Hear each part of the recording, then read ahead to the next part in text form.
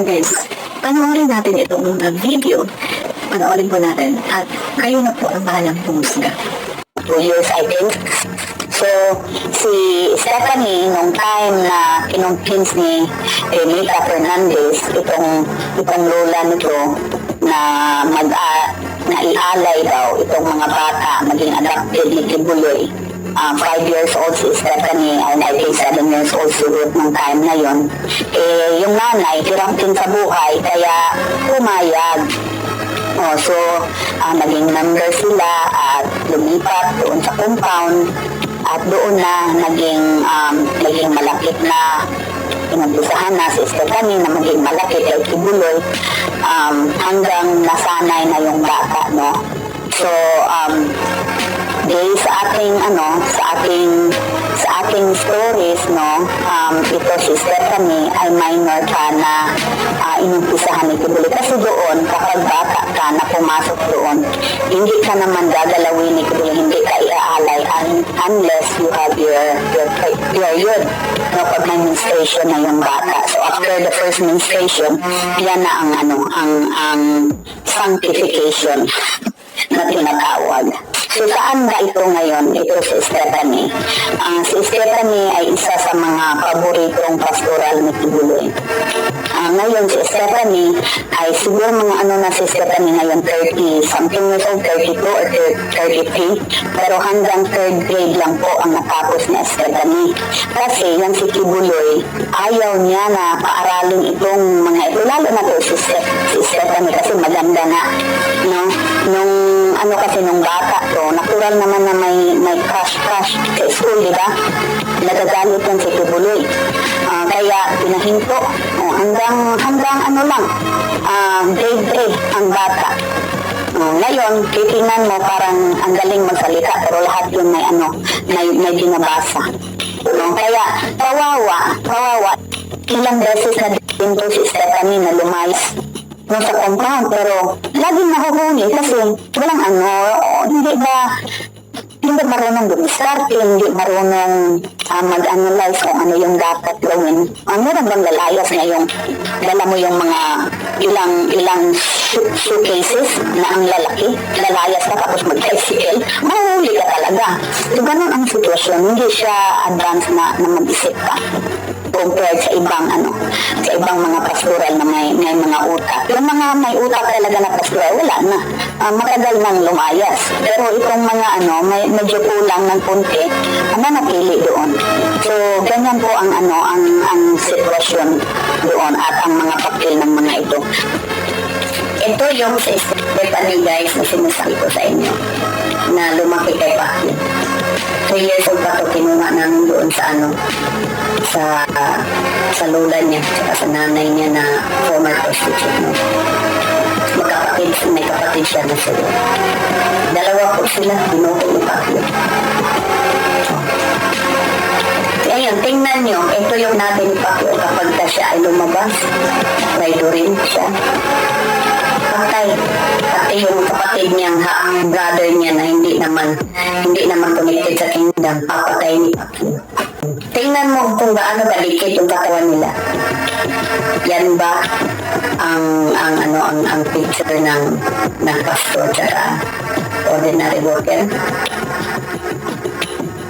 Ngayon, anong nangyari dito kay Stephanie? Isa siya sa mga favorite ni Pacquiao na mga pastoral. So, ilang beses ito nagpa-abort. Kamakailan lang, tinanggalan na ng puberty para hindi na mapuntis. Wala pang 30 years old, 30 pa lang to, guys. At anong nangyari pa nito? 3rd grade, guys. Ang ganda-ganda. Ganyan, isa lang to sa example sa mga buhay na sinira ng Pacquiao. Ang makagamit sa iyo, ang anak lang. Walay kabubuto niya. Ikaw, panik, ng number 1 niya.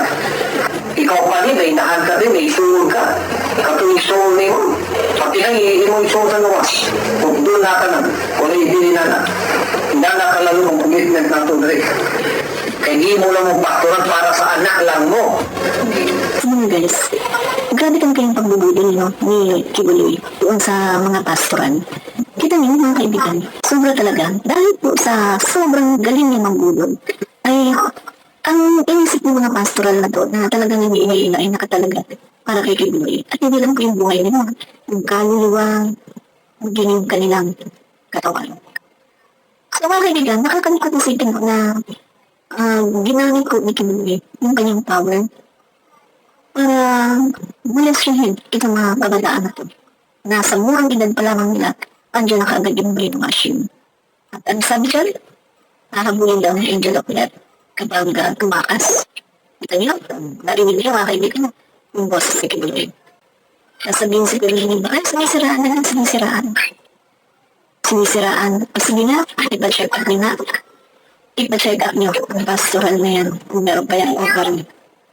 At ipa-check up niyo ang pastoral na yan, malalaman naman kung ilang beses na yan na nagka-abort.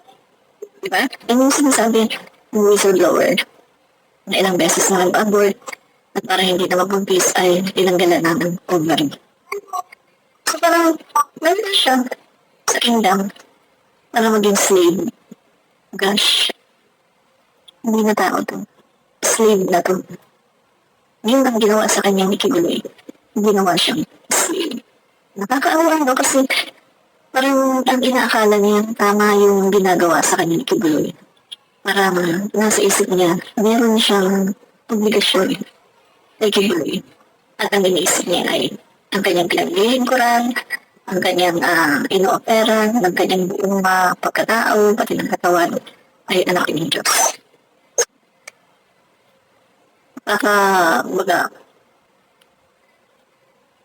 Hindi ko ma-describe.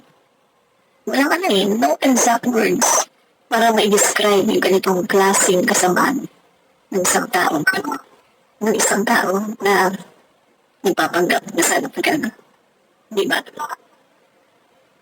Ganitong klaseng tao ang pinagtatanggol ng Vice Presidente ng Pilipinas.